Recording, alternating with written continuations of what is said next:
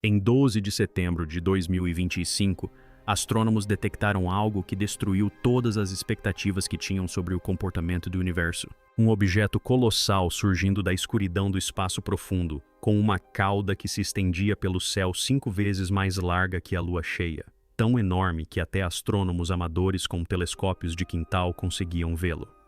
Em poucas horas, a confirmação veio. Não se tratava de um cometa comum. Era algo muito maior, muito mais brilhante e muito mais estranho do que qualquer coisa que já tenhamos registrado. Oficialmente catalogado como C-2025R2, agora simplesmente chamado de Cisne. Mas o que realmente deixou os cientistas incrédulos foi o momento em que ocorreu, porque outro objeto, o já infame 3M Atlas, também estava se aproximando, vindo em direção ao Sol exatamente da direção oposta no céu. Ambos atingirão seu ponto mais próximo do Sol dentro do mesmo período de 10 dias. Ambos ficarão ocultos pelo brilho solar durante seu momento mais crítico e ambos exibirão anomalias que desafiam as leis da natureza. As chances de uma dupla entrada cósmica como essa acontecer por acaso são tão ínfimas que alguns cientistas deixaram de chamar o evento de coincidência e passaram a usar a palavra missão. Se um objeto interestelar já era estranho o suficiente, a chegada de um segundo 100 vezes maior cruzando o mesmo corredor solar sugere que talvez não estejamos testemunhando acidentes astronômicos. Podemos estar observando uma operação à medida que os dados chegam. O que chamou a atenção em SWN, inicialmente, não foi apenas seu tamanho, mas seu comportamento. Ao contrário dos cometas típicos, que dispersam a luz em padrões previsíveis, as propriedades reflexivas de SWN mostraram assinaturas metálicas, indícios de níquel e cobalto, os mesmos materiais que nós, humanos, usamos para forjar ligas duráveis e nos proteger contra a corrosão. Alguns pesquisadores começaram a chamá-lo de fortaleza, porque enquanto a maioria dos cometas se desintegra sob a pressão do Sol, este parecia protegido, blindado, mantendo até mesmo uma curva de brilho muito além do que o gelo e a poeira naturais poderiam explicar. E sua cauda, já recordista em comprimento, não se comportava como vapor caótico, mas pulsava com sutis mudanças rítmicas, como se microimpulsos controlados guiassem seu movimento. Imagine observar um tanque do tamanho de um arranha-céu à deriva no espaço, envolto em um halo cintilante que pode não ser apenas gás, mas um escudo eletromagnético desviando a fúria dos ventos solares. Essa é a imagem com a qual os cientistas estão agora tentando desvendar.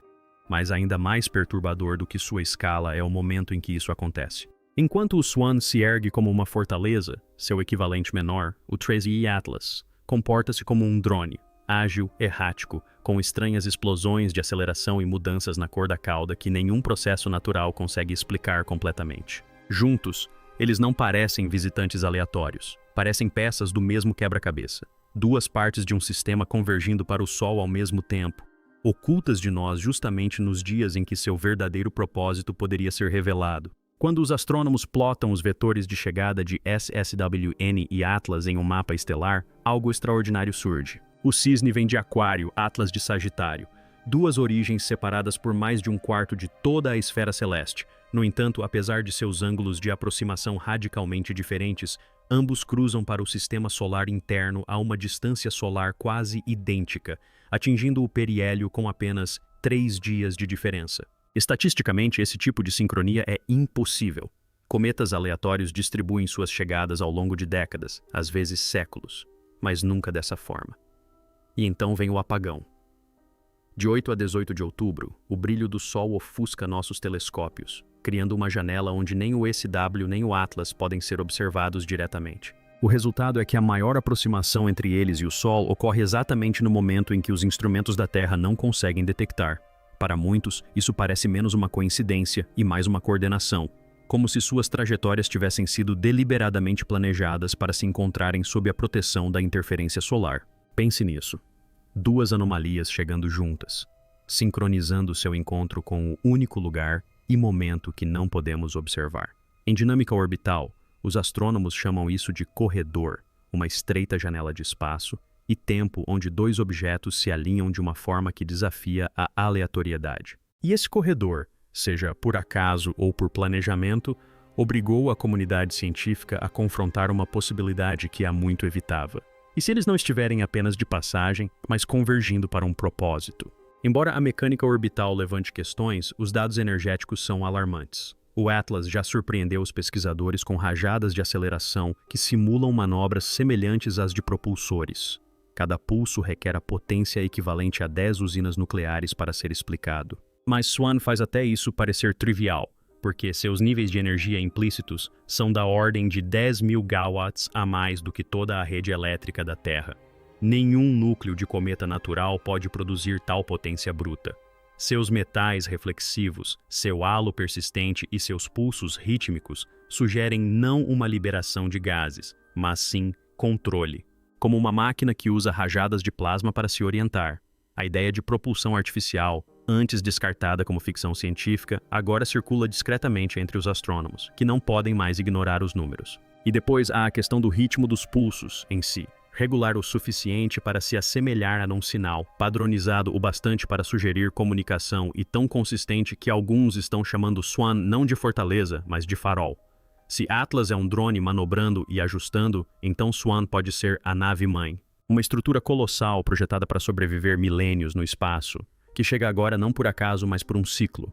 Com um período orbital de mais de 22 mil anos, Swan pode ter passado por aqui muito antes da história registrada, talvez até mesmo durante a última era glacial, deixando vestígios que nossos ancestrais poderiam ter lembrado como mitos, gravuras ou avisos.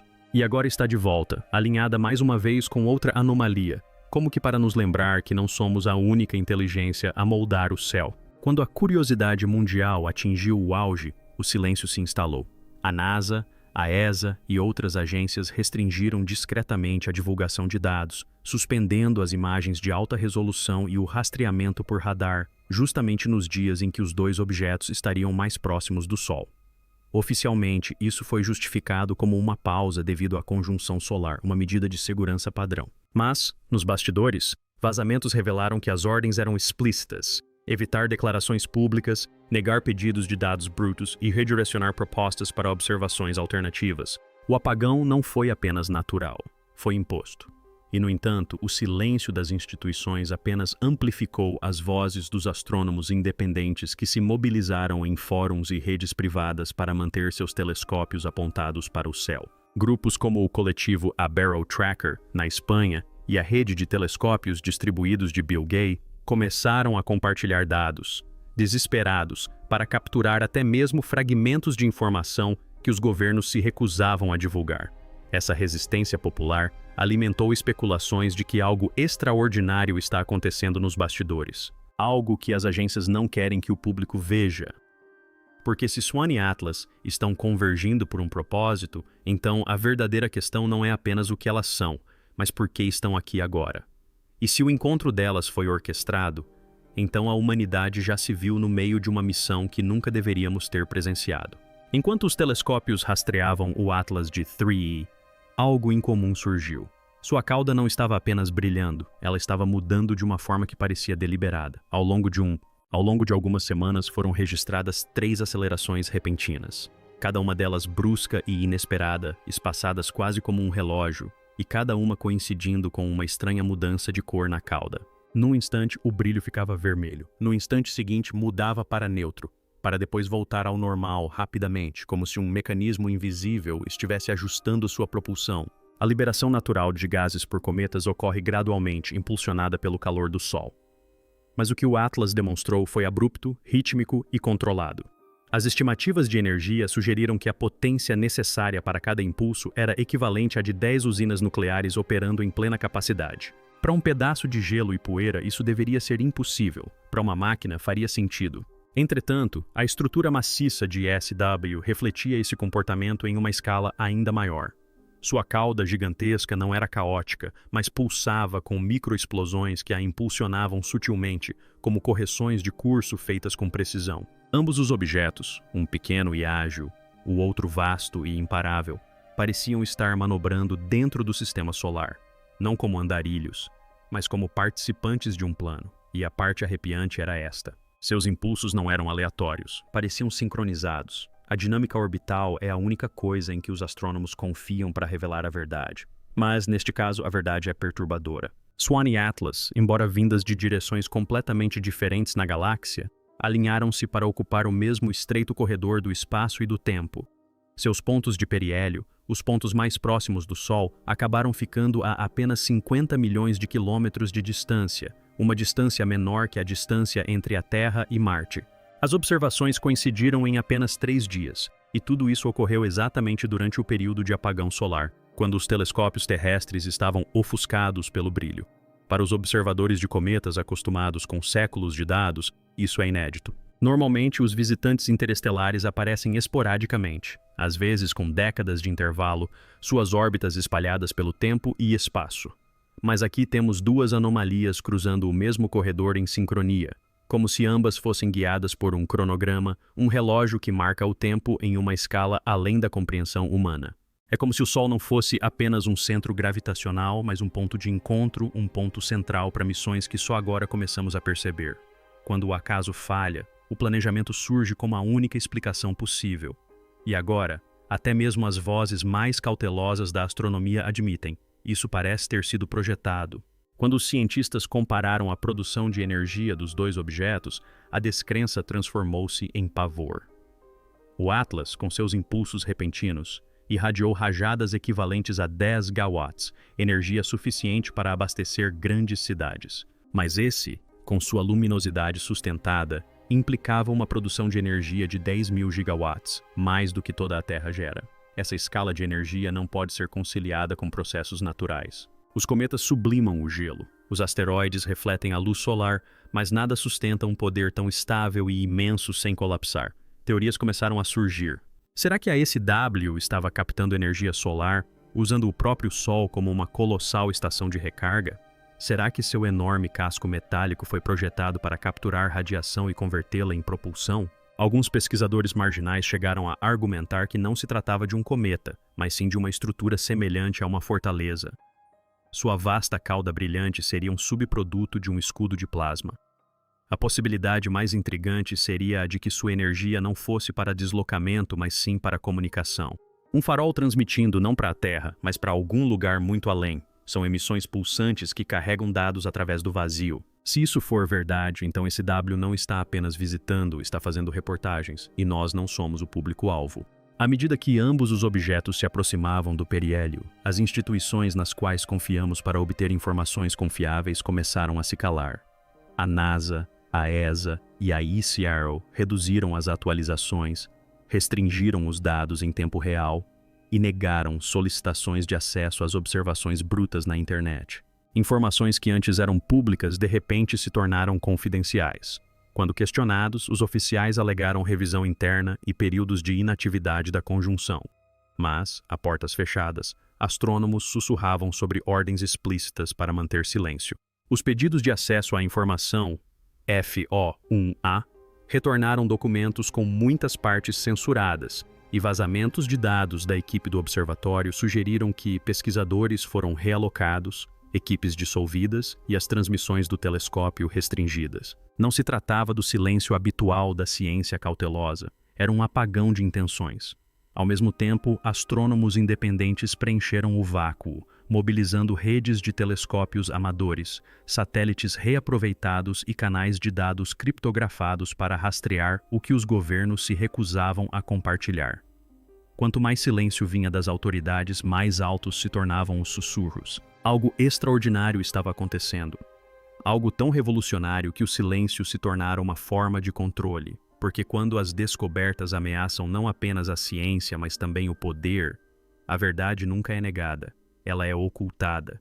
E neste caso, esse silêncio pode ser a evidência mais aterradora de todas. À medida que esse W e Atlas se aproximavam do ponto de maior proximidade, os cientistas começaram a revisitar registros antigos, não por desespero, mas porque o período orbital de SW sugeria algo impressionante. A cada 22.554 anos, esse objeto retornava, o que significava que sua última aparição coincidia quase perfeitamente com o fim da última era glacial. Sítios arqueológicos como Göbekli, na Turquia, ganharam repentinamente nova relevância porque, entre suas antigas esculturas em pedra, encontram-se representações de eventos celestes, espirais e símbolos que alguns pesquisadores acreditam poder representar cometas de longo período cruzando os céus pré-históricos. Imagine as primeiras civilizações da humanidade observando uma fortaleza brilhante do tamanho de um pequeno mundo dominar os céus, deixando impressões tão poderosas que se tornaram mitos gravados em pedra por gerações. Será que esse W já esteve aqui antes, testemunhada por olhos antigos, com sua chegada registrada como avisos, profecias ou iconografia religiosa? Se esse ciclo se repete desde antes da memória humana, então talvez o que estejamos vendo agora não seja apenas astronomia, mas o retorno de algo que nossos ancestrais temiam o suficiente para imortalizar. Por trás dos comunicados de imprensa impecáveis e das declarações científicas cautelosas, operações silenciosas se desenrolavam nas sombras. Fontes sussurravam sobre uma sonda secreta lançada de uma plataforma orbital clandestina, uma missão projetada para testar a verdadeira natureza do Swan. A sonda estava equipada com scanners de partículas avançados, projetados para penetrar a densa camada de partículas e capturar dados estruturais de alta resolução. Ela nunca chegou ao alvo. A pouco mais de 1 milhão de quilômetros do destino, seu sinal foi abruptamente interrompido. Por um instante, os analistas acreditaram que se tratava de uma falha no sistema. Mas então veio a imagem final, um reflexo, um eco fractal da própria sonda, como se a SWN a tivesse escaneado em perfeita imitação. Momentos depois, a transmissão mergulhou no silêncio. Os engenheiros que analisaram os dados chamaram-lhe uma parede de energia, um campo em forma de treliça semelhante a uma gaiola de Faraday, concebido não só para proteger, mas também para repelir intrusões. Se isso for verdade, então esse W não está apenas de passagem. Está sendo defendido, monitorando ativamente e neutralizando qualquer coisa que se aproxime demais. As implicações são assustadoras. Não só é enorme, como também está ciente disso. Os dados espectroscópicos da Webb adicionaram mais uma camada de mistério. Em vez da mistura usual de gelo, poeira e silicatos esperada de cometas, o espectro de SWN revelou traços de moléculas orgânicas complexas, hidrocarbonetos aromáticos policíclicos, tão refinados e estruturados que alguns cientistas argumentaram que pareciam ter sido produzidos artificialmente. Esses são os blocos de construção da vida, precursores dos aminoácidos, as próprias sementes a partir das quais a biologia pode surgir. Ao contrário das misturas desordenadas e caóticas encontradas em cometas primitivos, a matéria orgânica da SWN era pura, alinhada, quase perfeita demais. Alguns começaram a teorizar que a SWN poderia não ser simplesmente uma máquina, mas sim uma nave-mãe, uma nave-semente projetada para transportar e talvez distribuir vida por sistemas estelares. Se Atlas fosse um drone, ágil e ativo, e Swan, uma fortaleza maciça e blindada, então juntas elas poderiam representar diferentes estágios de uma missão muito mais antiga: observação, proteção e talvez colonização. E se isso for verdade, então a posição da Terra nessa história pode não ser mera coincidência. Podemos ser o próximo passo em um plano que nos antecede em dezenas de milhares de anos. À medida que o período de escuridão se prolongava, observadores independentes notaram um detalhe que poucos ousavam mencionar em voz alta. As trajetórias de Atlas e SWN não estavam convergindo por mera coincidência. Pareciam estar se alinhando em direção à mesma região do espaço, um corredor que as aproximava uma da outra perto do Sol. Para objetos naturais, tal precisão seria absurda, mas aqui a dança orbital parecia intencional, como dois navios chegando a um porto para se encontrarem. Alguns teóricos argumentaram que isso poderia ser um evento de reabastecimento, com o Sol atuando como um nó de energia onde ambos os objetos recarregam suas baterias. Outros sugeriram que se tratava de uma auditoria, uma verificação de sistemas na qual o Atlas entregava os dados coletados durante sua passagem, enquanto o Swan servia como arquivo ou transmissor para algo mais distante. A ideia mais perturbadora, no entanto, era que aquele encontro não era deles, mas nosso, que a humanidade, com seus instrumentos finalmente avançados o suficiente para observar, tivesse se tornado parte do plano. Porque se eles passaram despercebidos por milênios, por que agora se alinham tão claramente, tão visivelmente e num momento em que somos capazes de observar? Talvez o verdadeiro encontro não seja entre eles, mas entre eles e nós. À medida que os instrumentos do Webb continuavam a focar em esse W, os cientistas descobriram algo tão inesperado que os relatórios iniciais foram quase ignorados. O objeto não estava apenas refletindo a luz solar. Ele emitia radiação em uma faixa de frequência quase silenciosa no universo natural, em algum lugar entre os raios X suaves e a radiação gama. Cometas e asteroides naturais não geram emissões estruturadas nessa faixa. No entanto, o SW pulsava com precisão, como se estivesse enviando intervalos codificados. Os pulsos sobrecarregaram detectores terrestres menores, chegando a causar cegueira temporária nos sensores de um protótipo de conjunto de telescópios na Austrália. Alguns engenheiros descreveram o efeito como interferência deliberada, o tipo de tecnologia que poderia cegar sensores adversários. Pela primeira vez começaram a surgir rumores de hostilidade. Aquilo não era apenas uma fortaleza. Pode ser estratégico, projetado para controlar o que podia ou não vê-lo. Se o Muamua era silencioso, enigmático e evasivo, Swan era o oposto. Barulhento, imponente e disruptivo, dobrando não apenas o ambiente ao seu redor, mas também nossos instrumentos à sua vontade. Então veio o sinal. Rastreadores de satélites amadores relataram uma explosão de energia originada da SWN e apontando não para a Terra, mas para a Lua. O pacote de ondas não era simples. Era estratificado, estruturado em amplitude, frequência, polarização e tons harmônicos. Linguistas, matemáticos e criptógrafos se mobilizaram para decifrar o que parecia menos com linguagem e mais com código executável, um conjunto de instruções. Quando a rede de espaço profundo da NASA triangulou a explosão, confirmou seu destino, uma região específica da superfície lunar conhecida por seu denso MASCOM, anomalias gravitacionais sob a crosta. Por décadas, esses locais foram um mistério, concentrações de massa excepcionalmente densas que nenhuma teoria geológica explicava completamente. Agora, a possibilidade era arrepiante. E se o observatório Star Wars não estivesse apenas observando? E se estivesse ativando algo enterrado sob a Lua, algo adormecido, aguardando o sinal certo? Se isso for verdade, então a Lua, por muito tempo considerada a silenciosa companheira da Terra, poderia, na verdade, fazer parte de um sistema que jamais compreendemos. Durante a aproximação do Swan, estações de monitoramento globais começaram a detectar anomalias não no céu, mas na própria Terra. Magnetômetros em todos os continentes registraram pulsos síncronos a cada 43 segundos, correspondendo perfeitamente aos ciclos de emissão do Swan. Sismógrafos na Antártida, América do Sul e Ásia registraram vibrações de frequência ultrabaixa que não puderam ser atribuídas à atividade tectônica. Ainda mais perturbador, populações inteiras de animais migratórios, aves, baleias e insetos mudaram seus padrões de navegação em uníssono, como se estivessem respondendo a uma bússola invisível que de repente se inverteu. A própria Terra parecia estar vibrando, como se estivesse se lembrando de algo que havia esquecido, uma memória enterrada profundamente em sua crosta. Os cientistas debateram se eram coincidências, artefatos de tempestades solares ou ligações ocultas com a presença de redes de nicho solar, SWN. Mas para aqueles que observavam atentamente, a mensagem era clara. Isso não era mais um evento cósmico acontecendo lá fora.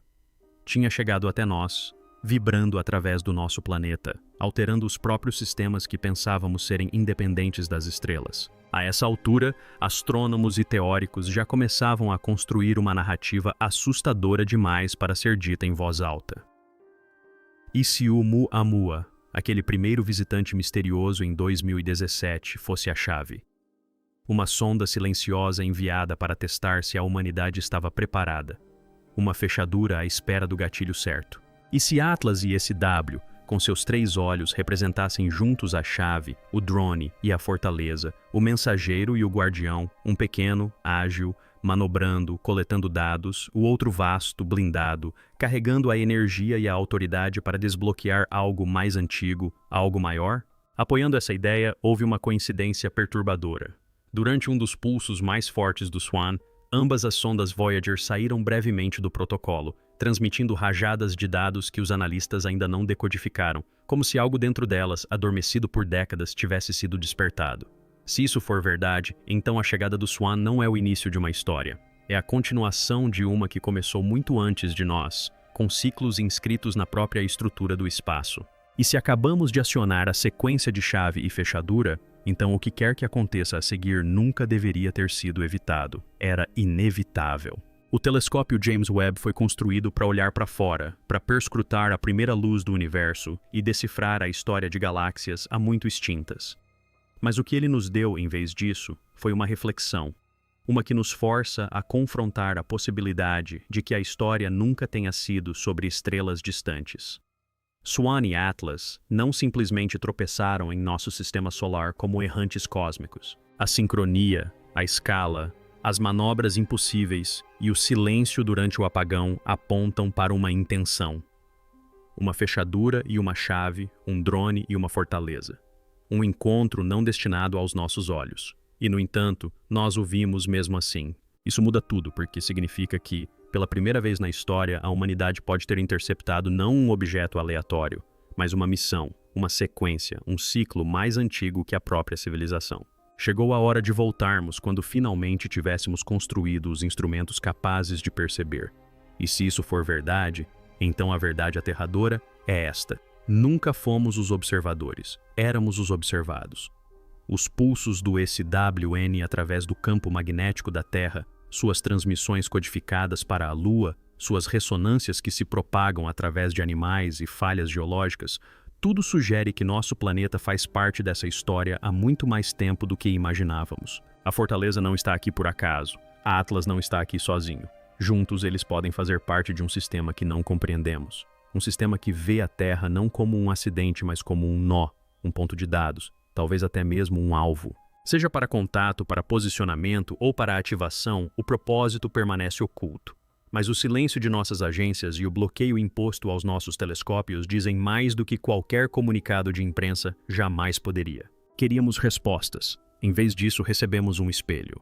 Swan e Atlas não são apenas anomalias celestes.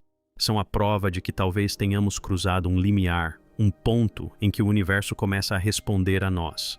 E a parte mais assustadora não é que não entendamos o que está acontecendo, é que talvez nunca devêssemos entender. Agora, a questão não é se a humanidade fará contato. A questão é se já o fizemos e se o verdadeiro sinal não foi o que recebemos, mas sim o que enviamos simplesmente ao observar. Porque às vezes o ato de observar é a própria mensagem. E agora o cosmos pode finalmente estar respondendo.